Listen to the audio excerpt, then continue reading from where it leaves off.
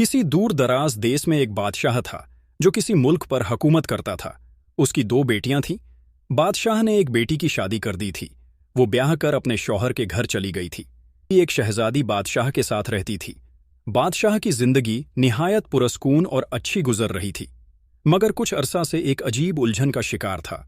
बादशाह कुछ अरसे से मुसलसल एक ख्वाब देख रहा था कि जिसमें एक औरत उसके महल का दरवाज़ा खटखटाती थी और ख्वाब में रोज़ एक बात बार बार उससे पूछती कि बादशाह सलामत, मैं आज आऊं या कल आऊं।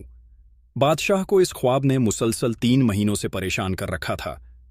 बादशाह हर रात वहीं ख्वाब देखता था और अक्सर नींद से हड़बड़ाकर उठ बैठता था।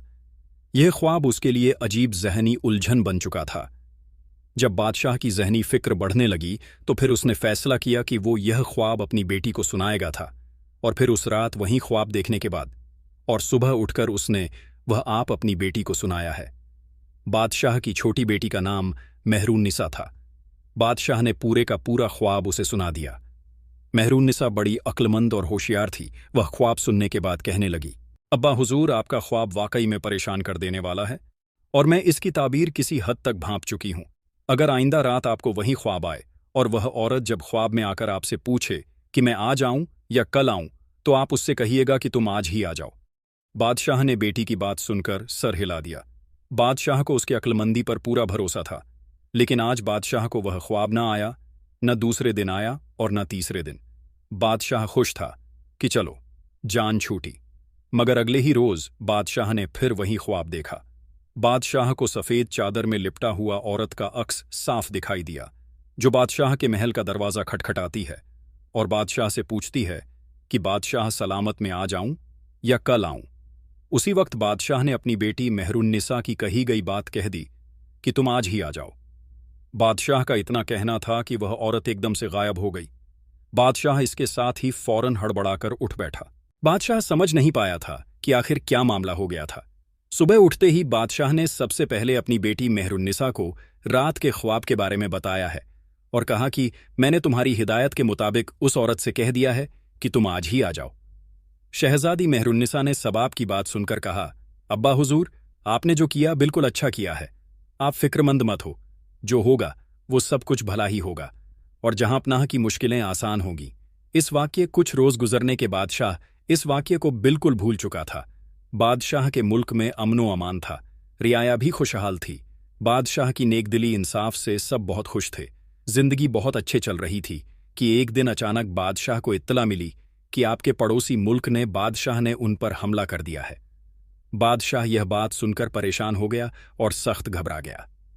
वह इस किस्म के हमले के लिए बिल्कुल ज़हनी तौर पर तैयार नहीं था, क्योंकि बादशाह अमन पसंद था। बादशाह उस मुल्क के बादशाह से जवाबी तौर पर लड़ने के लिए बिल्कुल तैयार नहीं था, मगर फिर भी बादशाह की फौज के पास जवाबी तौर पर लड़ने के सिवा कोई चारा नहीं था। मगर ज्यादा देर तक दुश्मन के आगे इसकी फौज है ना टिक सकी। अब बादशाह के पास भागने के सिवा कोई चारा नहीं था। जब उसकी फौज हार गई और दुश्मन के हमले की ताब ना रह सकी और हथियार डालने लगी, तो बादशाह ने अपनी बेटी को साथ लेकर वहां से भागने का इरादा किया। दुश्मन की फौज ने बादशाह के महल की ईंट से ईंट बजा दी और उसके महल पर कब्जा कर लिया। बादशाह ने महल के खुफिया रास्ते से ही फरार चुनी और अपनी बेटी मेहरुन्निसा को साथ लेकर उसी खुफिया रास्ते से महल से बाहर निकला और सुरंग में से छुपता छुपाता जाकर जंगल में निकल गया। बादशाह और शहजादी मेहरुन्निसा थकान से निढाल थे। एक तो मुल्क छिन जाने का गम, ऊपर से कोई दूसरा ठिकाना ना होना।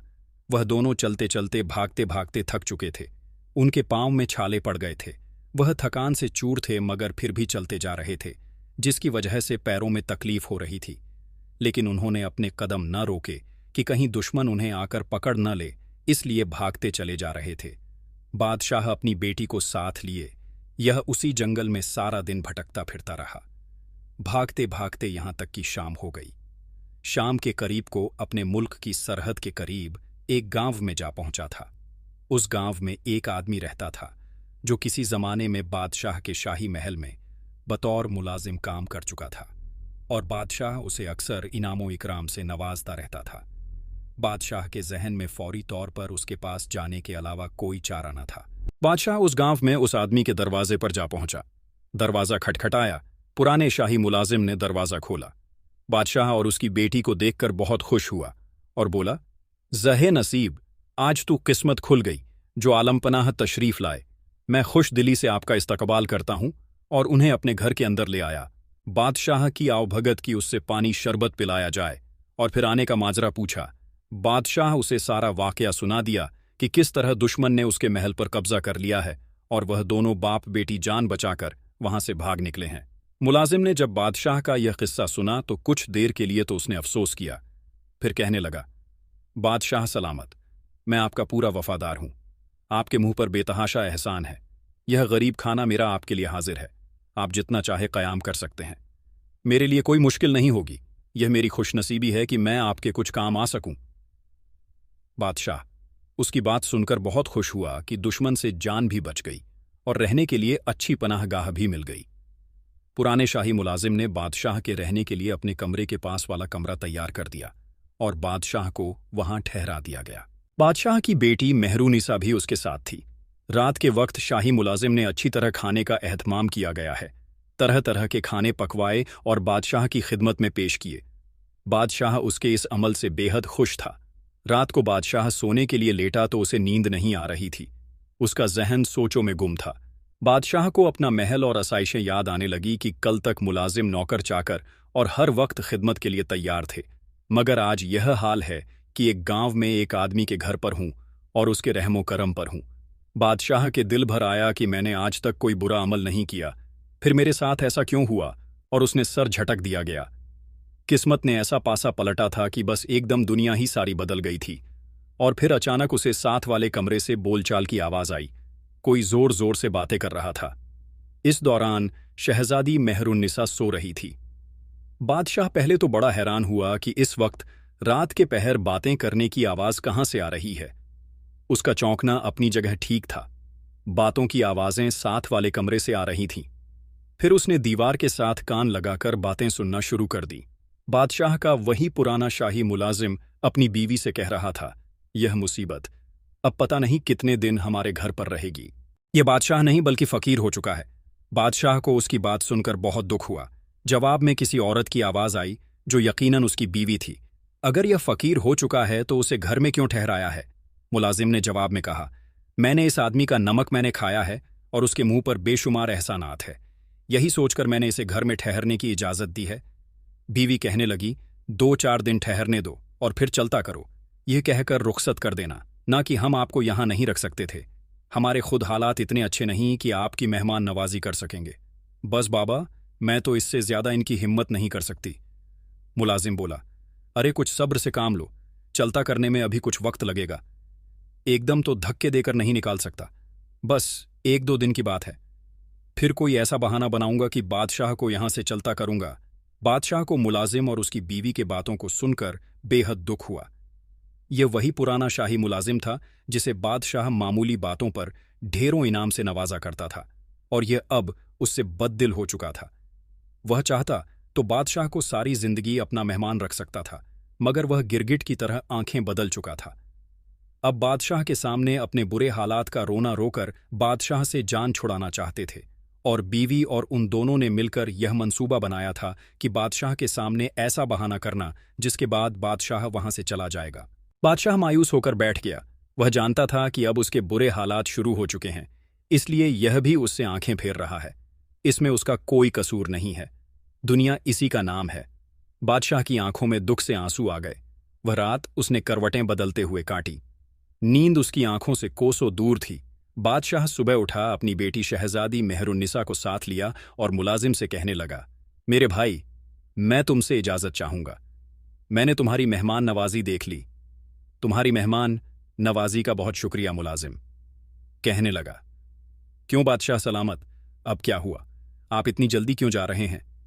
2-4 दिन तो और रुक जाते थे।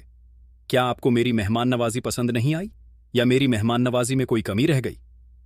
बादशाह ने मुस्कुराकर उसकी तरफ देखा और कहने लगा, नहीं भाई, ऐसी कोई बात नहीं। तुमने हमारी खूब आवभगत की, बस अब मैं यहां रुकना नहीं चाहता।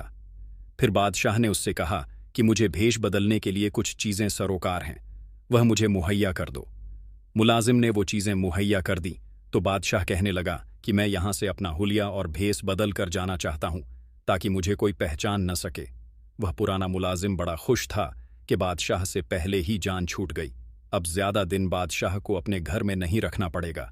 ऐसा ना हो कि जिस बादशाह ने मुल्क पर कब्जा किया है वह तलाश करते हुए यहां तक आ जाएं और बादशाह के साथ साथ मुझे भी पकड़ कर ले जाएगा। इसलिए बादशाह से खुद की जान छूट जाने पर वह दिल में बहुत खुश था कि मुसीबत टल गई है। बादशाह अपनी बेटी मेहरुन्निसा को लेकर उसके घर से रुखसत हुआ। सफर करते करते बादशाह ने अपने मुल्क की सरहद पार कर ली और एक छोटी सी रियासत में दाखिल हो गया। उस रियासत का नवाब बादशाह का बड़ा अच्छा दोस्त था। बादशाह अपनी बेटी मेहरुन्निसा को साथ लेकर उसकी हवेली पहुंच गया। बादशाह ने हवेली के दरबारियों से कहा कि नवाब साहब से मुलाकात करनी है। नवाब साहब से मुलाकात हुई तो नवाब साहब बादशाह को देखकर पहचान न सके, क्योंकि बादशाह ने अपना हुलिया बदल रखा था, लेकिन मेहरुन्निसा को उसने पहचान लिया। नवाब उन्हें देखकर बहुत खुश हुआ और बादशाह से उसके ऐसे हाल की वजह पूछी। बादशाह ने सारा माजरा कह सुनाया तो वह दोनों माँ बेटी को लेकर अपनी हवेली में चला गया और उन्हें इज्जत और एहतराम के साथ अपनी हवेली में ठहरने को जगह दी। बादशाह इन बुरे हालात में अपने दोस्त नवाब की इस मेहमान नवाजी पर बड़ा खुश हुआ। नवाब साहब कहने लगे, बादशाह सलामत, मैं आपका बुरे और अच्छे वक्त दोनों का साथी हूं। यह आपकी अपनी हवेली है, आप जितना वक्त चाहे ये रह सकते हैं। बादशाह और मेहरुन्निसा को नवाब साहब का मेहमान बने हुए 1 हफ्ता गुजर चुका था। बादशाह दिल में बहुत खुश था कि अब एक अपनी हैसियत के इंसान के घर मेहमान बनकर आया है, ये कुछ तो दोस्ती का हक अदा करेगा का। लेकिन उसी रोज एक अजीबोगरीब वाकया पेश आया है। नवाब साहब की बीवी को मिर्गी का दौरा पड़ गया। बीवी अच्छी भली थी, मगर अचानक उसे मिर्गी के दौरे पड़ने लगे। नवाब बेचारा इस सूरत हाल से घबरा गया। उसने फौरन अच्छे अच्छे हकीमों को बुलावा भेजा, मगर सब हकीम अपनी कोशिश में नाकाम हो गए। द्वारा था कि थमने का नाम नहीं ले रहा था, और फिर द्वारा खत्म तो हो गया, मगर ऐसा होने लगा कि कुछ रोज के बाद फिर अचानक उसकी बीवी को मिर्गी के दौरे पड़ने लगे थे। अब तो नवाब साहब काफी ज्यादा घबरा गए। बड़े बड़े हकीमों के साथ साथ आमिलों को भी बुलाया गया, लेकिन कोई फायदा ना हुआ। तब आमिलों लोगों ने सोच समझकर कहा कि नवाब साहब आपकी हवेली पर नहुसत का साया पड़ गया है, और हो ना हो इन सब के पीछे उन बाप बेटी का हाथ है। वह जब से आपके महल में आए हैं तब से ही आपके साथ ये सब कुछ हो रहा है। आपकी बीवी पर मिर्गी के दौरे पड़ना शुरू हो गए हैं। अगर आप अपनी बीवी की जान की सलामती चाहते हैं तो नहुसत को अपनी हवेली से हटाना होगा। इन दोनों बाप बेटी को हवेली से जितनी जल्दी हो सके निकाल दें। नवाब साहब ये बात सुनकर बहुत परेशान हुए। नवाब साहब भी इस बात के हक में थे और इस बात पर उनका भी यकीन था, मगर परेशान थे कि कैसे अपने दोस्तों और उसकी बेटी को घर से निकाल दे। उड़ते पड़ते यह बात बादशाह के कानों तक पहुंची थी कि नवाब साहब की बीवी के मिर्गी के दौरों की वजह वह दोनों बाप बेटी हैं जिन्हें नवाब ने घर में रहने की जगह दी है। बादशाह यह सुनकर बहुत रंजीदा हुआ। नवाब साहब शर्म के मारे बादशाह से कुछ नहीं कह रहे थे, लेकिन बादशाह को इस बात का पूरा पूरा एहसास था। बादशाह ने नवाब साहब से कहा, नवाब साहब आप परेशान मत हो, यह मैं जानता हूं। आमिलों ने आपसे क्या कहा है, मैं आज ही आपकी हवेली से रुखसत हो जाऊंगा और अपनी तमाम नहुसतों को यहां से ले जाऊंगा। नवाब साहब चाहने के बावजूद भी बादशाह और उसकी बेटी को रोक न सके। बादशाह दुखी दिल के साथ नवाब की हवेली से बेटी को लेकर निकला। सफर करते करते हैं वीरानो जंगल और बयाबानों से गुजरते हुए एक जगह थक कर दरख्त के नीचे बैठ गए। थकन से चूर हो चुके थे। दोनों बाप बेटी का प्यास के मारे बुरा हाल था, मगर पानी कहीं दिखाई नहीं दे रहा था। बादशाह ने बेटी को तसल्ली दी कि रात इस दरख्त के नीचे गुजारेंगे और सुबह होते ही यहां से निकल जाएंगे, इस सफर का आगाज करेंगे। उम्मीद है कहीं ना कहीं पीने को पानी मिल जाएगा।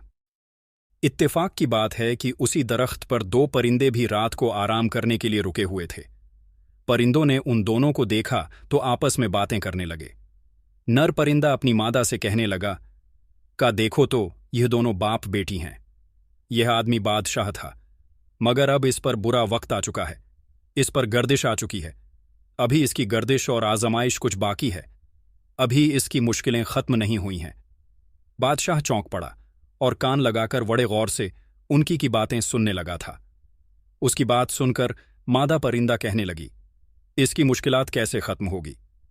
उसकी बात के जवाब में नर परिंदा बोला, आजमाइश अल्लाह की तरफ से आती है और इस आजमाइश का तोड़ यही है कि कोई नेक बुजुर्ग इसके हक में दुआ करेंगे।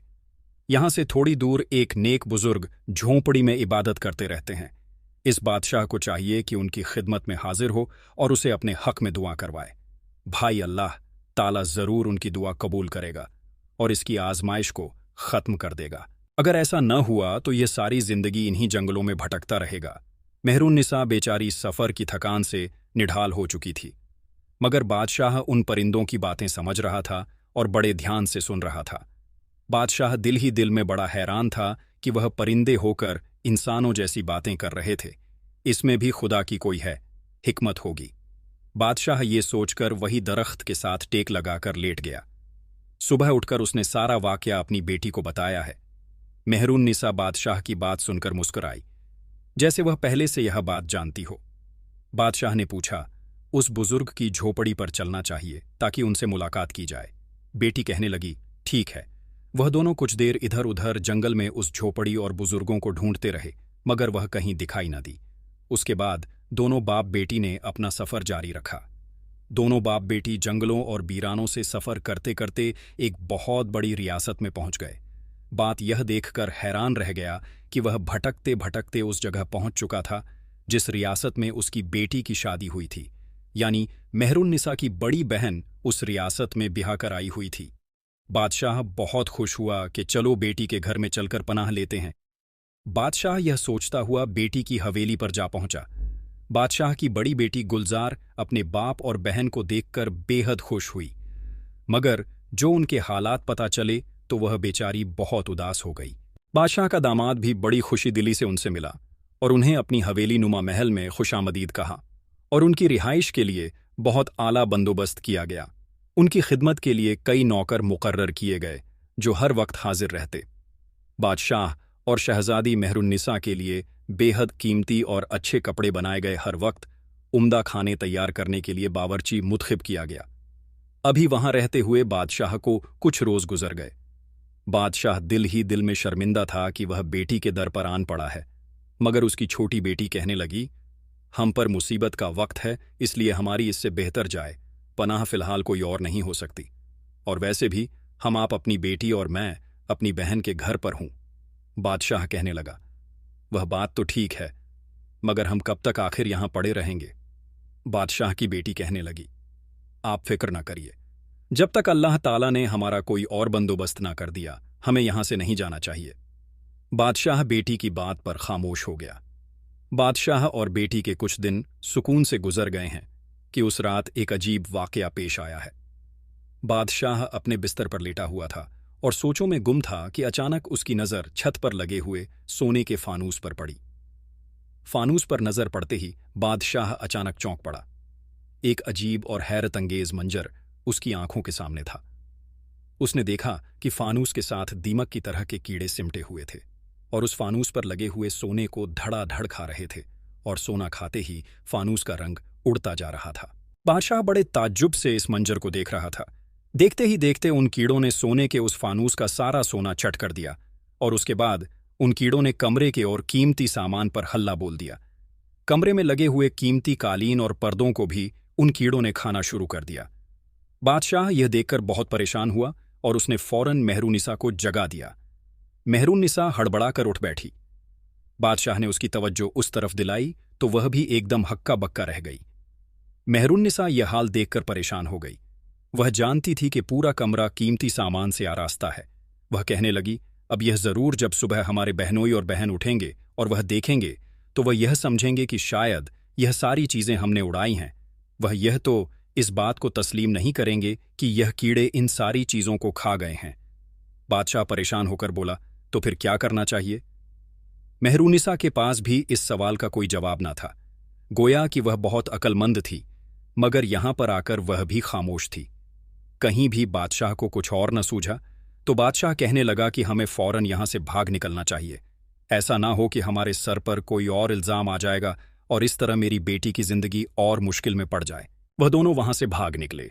हवेली से निकलने के बाद वह भागते भागते जंगल में पहुंच गए। उन्होंने अपने लिए पनाहगाह तलाश शुरू कर दी। उन्हें एक गाड़ में पनाह मिल ही गई है। अंधेरी रात थी और ऊपर से तूफानी बारिश शुरू हो गई, और जब बिजली गांधी तो गाड़ के अंदर एक अजीब शय को देखकर वो हक्का बक्का रह गया। वह एक अजीबोगरीब किस्म का इंसान था। जब मेहरुन्निसा की नज़र उस पर पड़ी तो उसके हलक से एक चीख बरामद हुई। वह अजीब हरकत किस्म का इंसान मेहरुन्निसा को अजीब नज़रों से देख रहा था। बादशाह और उसकी बेटी शहजादी मेहरुन्निसा दोनों खौफ के मारे वहां से घर से निकलकर भाग खड़े हुए। भागते भागते उनके पांव दुखने लगे और जख्मी हो गए, मगर वह मुसलसल भागते रहे। भागते भागते वह जंगल के एक ऐसे हिस्से में जा पहुंचे जहां उन्हें एक झोपड़ी दिखाई दी थी। बादशाह को और कुछ न सूझा।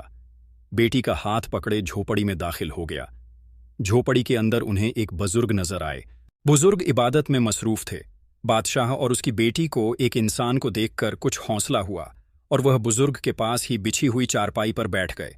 थोड़ी देर खामोशी छाई रही और बुजुर्ग जब इबादत से फारिग हुए तो उन दोनों ने कुछ कहने के लिए मुंह खोला ही था कि उन बुजुर्ग ने हाथ के इशारे से बादशाह को बोलने से मना कर दिया। बादशाह उनके इशारे को समझकर खामोश हो गया। बुजुर्ग कुछ देर तक मुंह में कुछ पढ़ते रहे थे, फिर थोड़ी देर बाद उठे और उन्होंने झोपड़ी में एक तरफ बढ़े हुए एक कटोरे में दूध डालकर उन्हें पीने के लिए पेश किया। दूध पीकर बादशाह और उसकी बेटी को सुकून महसूस हुआ, जैसे उनके मुर्दा जिस समय जान आ गई हो। बुजुर्गों उनकी तरफ देखकर कुछ लम्हे मुस्कुराते रहे और फिर कहने लगे, बेटा, मैं जानता हूं कि तुम मुश्किल हालात से दो चार हो, लेकिन मैं यह भी कहता हूं कि तुम्हारी बेटी मेहरुन्निसा बहुत अक्लमंद और होशियार है, जिसने तुम्हें यह मशवरा दिया कि तुम ख्वाब में आने वाली उस औरत को कहो कि तुम आज ही आओ।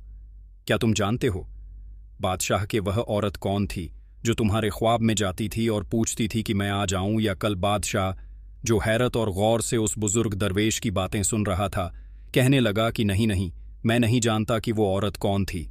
बुजुर्ग ने मुस्कुराकर तस्वीह के दानों पर हाथ फेरते हुए कहा कि वह औरत नहीं, दरअसल वो आजमाइश थी जो तुमसे रोज आकर पूछती थी कि मैं तुम्हारी जिंदगी में आ जाऊं या कल। आज से मुराद तुम्हारी अभी की जिंदगी में और कल से मुराद तुम्हारी अगली जिंदगी में, तुम्हारी बुढ़ापे की जिंदगी में। वह गर्दिश तुम्हारे जिंदगी पर मंडरा रही थी, मगर मुझे खुशी है कि तुम्हारी बेटी ने उसको पहचाना और तुम्हें यह मशवरा दिया गया कि तुम आ जाओ। फकीर ने बादशाह से कहा, क्या तुम जानते हो कि तुम्हारी बेटी ने ऐसा क्यों किया? बादशाह ने नहीं में सर हिला दिया।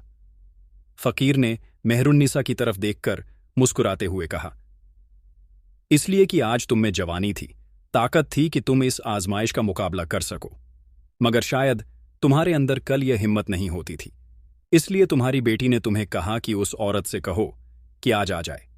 क्यों मेहरुन्निसा, कि मैं ठीक कह रहा हूं? फकीर ने कहा। मेहरुन्निसा सर झुकाकर कहा, जी हां मोहतरम बुजुर्ग, आपने दुरुस्त फरमाया। तुमने इस आजमाइश को आज बुलाकर इसका मुकाबला किया। अगर कल बुढ़ापे के वक्त तुम ये आजमाइश को बुला लेते तो शायद तो इसका मुकाबला में कर पाते थे, तुम में इतनी ताकत ना होती। लेकिन बादशाह, तुम्हारे लिए अच्छी खबर है, वह यह कि तुम्हारी इस नहुसत के दिन खत्म होने वाले हैं, तुम्हारे अच्छे दिन आने वाले हैं। तुम्हारी हारी हुई फौज के सिपाही सलाम ने अपनी ताकत को जमा करना शुरू कर दिया है। उसने तमाम फौजियों को एक बार फिर इकट्ठा करना शुरू कर दिया है। इस ताकत को जमा करके वह एक बार फिर अपने मुल्क के हुसूल के लिए कोशिश करना चाहता है, और तुम्हारे पहुंचने तक मुझे उम्मीद है कि वह अपने वतन को दोबारा हासिल कर लेंगे। एक बार फिर नए अज़म और हौसले के साथ दुश्मन का मुकाबला कर रहे हैं, और तुम्हें यह जानकर खुशी होगी कि इसमें तुम्हारे कुछ दोस्त भी उनकी मदद कर रहे हैं। यानी हमारे हमसाया मुल्क, जहां का बादशाह तुम्हारा दोस्त है, वह तुम्हारी फौज की मदद करेगा और वह मुल्क तुम्हें तुम्हारा हासिल होगा। तुम्हारे लिए खुशी की बात यह है कि तुम्हारा मुल्क तो तुम्हें हासिल होने वाला है और यह गम के बादल हटने वाले हैं। जाओ वापस अपने मुल्क, जाओ। बादशाह यह सुनकर बहुत खुश हुआ। उसने उठकर दरवेश के हाथ थाम लिए और उनका शुक्रिया अदा किया और मेहरुन्निसा को लेकर वहां से निकल पड़ा। अब उनकी मंजिल अपना मुल्क थी। वह कुछ बेयकीनी के आलम में भी था कि उसका मुल्क उसे दोबारा कैसे वापस हासिल होगा। एक फौज जो उसकी शिकस्त खा चुकी है, वह दोबारा अपना वतन कैसे हासिल करेगी? दिन रात का सफर करते हैं। वह कई हफ्तों के बाद अपने मुल्क वापस पहुंचा तो वह यह देखकर हैरान रह गया कि उसकी फौज दोबारा अपने महल, अपने वतन पर काबिज हो चुकी थी। दुश्मन को शिकस्त हुई थी और उसे मार मार कर वहां से भगा दिया गया था। बादशाह की फौज ने उसका इस्तकबाल किया और बादशाह को दोबारा तख्त पर बैठा दिया गया। उसके हमसाए मुल्क के बादशाह ने, जो उसका दोस्त था और उसने फौजी सिपाहियों की मदद की थी, उसने बादशाह को बढ़ाकर मुबारकबाद दी। बादशाह का खास सिपह सालार, जिसने सारी फौज इकट्ठा की थी, उसने बादशाह को अपनी सारी कहानी सुनाई। कैसे उसने फौजी इकट्ठा की और फिर कैसे उसने इस मुल्क को दोबारा हासिल किया। बादशाह उससे बहुत ही खुश हुआ और मुल्क पर हुकूमत करने लगा। बादशाह ने अपनी बेटी मेहरुन्निसा का माथा चूमा और उसको प्यार किया और उसका शुक्रिया था किया कि उसने आने वाली आजमाइश को पहचान और उसे आज ही बुला लिया। अगर वह आजमाइश बुढ़ापे की हालत में आती तो वह कभी उसका मुकाबला ना कर पाता। बादशाह ने अपने वफादार सिपह सालार के साथ, जिसने मुल्क और महल को आज़ादी दिलाई थी, अपनी बेटी मेहरुन्निसा की शादी कर दी और तख्त और ताज बेटी और दामाद के हवाले करके खुद यादे इलाही में मसरूफ हो गया। प्यारे दोस्तों, ये थी हमारी आज की कहानी। उम्मीद है आपको यह कहानी पसंद आई होगी। अगर कहानी पसंद आई हो तो वीडियो को लाइक करें, साथ ही करीबी लोगों के साथ शेयर भी कर दें। नए आने वाले लोगों से गुजारिश है कि हमारे YouTube चैनल शहानी नॉलेज को सब्सक्राइब कर लें। मिलते हैं किसी नई वीडियो में। शुक्रिया। अल्लाह हाफिज।